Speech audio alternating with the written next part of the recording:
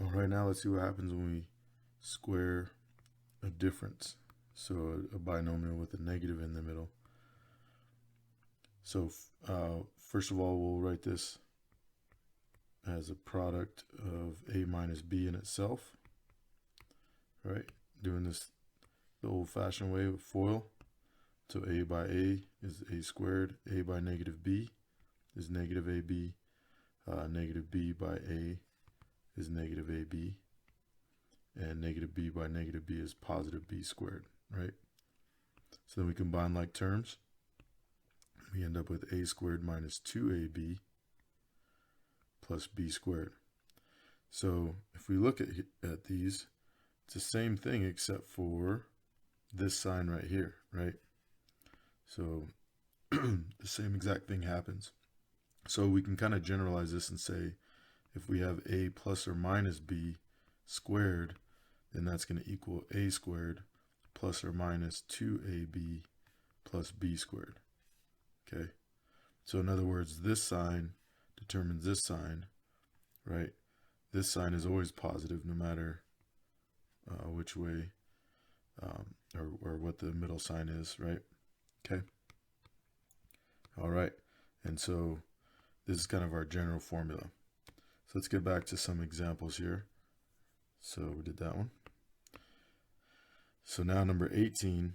So I could FOIL this out, right? And if you want to do FOIL, you can, but I'm going to use the shortcut. So I'm going to remember that a plus or minus b squared is equal to a squared plus or minus 2ab plus b squared, right? And remember that this sign determines this sign. All right, so in this case, I have b minus 5 squared, right? So remember, this is the a, this is the b. And so we're going to get the first term squared minus 2 times the first term times the second term. And then plus the second term squared. Okay, so then we get b squared minus negative 2 times b times 5 is negative 10b. 5 squared is 25. So that's our answer. Okay, so notice how this sign determined this sign. This sign always is positive when you square a binomial, okay? All right. And remember, this work, you don't have to show. You can kind of do that mentally. All right, let's try to do this one mentally. So first of all, I'm going to square this. So I'm going to do 25a squared, okay?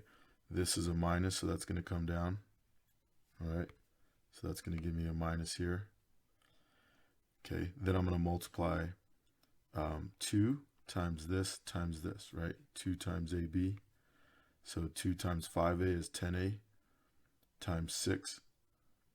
So 10a times 6 is going to be 60a. All right, and then we have 6 squared, right? The last term squared, which is 36. All right, and that's our answer. All right, so remember, you can also FOIL that out. So if the shortcuts help you, use them. If they don't help you, then you're welcome to use the other way. You know, it might take a little longer, but I'd rather have you get the right answer and, you know, take a step or two more. All right, here are a couple more. So number 70, we're squaring this binomial. So I'm going to square the first term. Let me put my formula up here. A plus b squared. A plus or minus b squared is a squared plus or minus 2ab plus b squared. Okay, so I'm first going to square the first term there. So it's going to be 16y to the 10th. Remember, when we square y to the 5th, we multiply those exponents, right? So that's how we get y to the 10th. All right, and then I'm going to multiply, or this sign's going to come down. Let me say that first. Then I'm going to multiply this by this times 2, right? So 4 times 2 is 8. And if I multiply that by 2, I get 16. And then y to the 5th times w cubed is just going to be y to the 5th w cubed. All right. And so then I'm going to square this last term. So it's going to be 4. 2 squared is 4. W cubed squared is w to the 6th. All right, so that's our final answer. And then 72, we're squaring this as well. So I'm going to take this first term and square it. So 2/3 squared is 4/9. 2 times 2 is 4. 3 times 3 is 9. When I square the y, I get y squared, right? This minus is going to come down. So it'll be minus, and then I'm going to multiply 2 times this times this. So 2 times 2/3 is 4/3. And 4/3 times 1/2 is 4/6, right? So 2 times 2/3 times 1/2, right? So 2 times 2/3 is 4/3. And 4/3 times 1/2 is 4/6, which reduces to 2/3, right? So it's going to be 2/3 y, right? Because it's 2 times this, so I don't forget about the y there. And then I'm going to square the 1/2. 1/2 squared is 1/4.